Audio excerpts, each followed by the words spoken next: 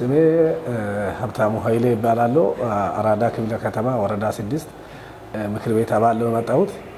የመጣሁበት ምክንያትም ያው የህዝብ ሀብት ነበረ ሸማች ቤት የነበረው በግለሰብ እንዳይወሰድ ወደዚህ ወደ ኮሚሽኑ ጥያቄ ልናቀርብ ነው መጣ ነው።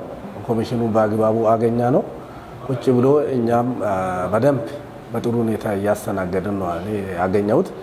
እኔ እንደውም በጣም ደስ ብሎኝ ነው ከዚህ ቤት የወጣሁት። እጅግ በጥሩ ሁኔታ በእውቀት በተሞላ አመራር ነው እዚህ ቤት ላይ ያለው። ኮሚሽኑ በጣም አሪፍ ነው። በጣም ጥሩ ምክርም አግኝተን ወጥተናል ማለት ፈልጋለሁ በግሌ ማለት ነው።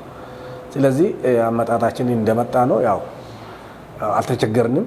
የባለ ጉዳይ ቀንም ቢሆን በአግባቡ ነው እኛን ያስተናገዱልንና እኛም ለነሱ ያለን ፍቅር ሌላ ነው። ለምን ጥሩ ማስተናግዶ ስለሰጡን ጥሩ አቀባበል ስላደረጉልን እንደዚህ አይነት አመራር ያስፈልጋል። ሀገራችን እያደገች ባለችበት ዘመን ላይ ጥሩ ማስተናግዶ መስጠት ማለት ከፊት ፊቱ እንደሚባለው የኛ ጥሩ አገልግሎት አግኝቼ እየወጣው ነው ማለት ነው እኔ በዛሬ ቀን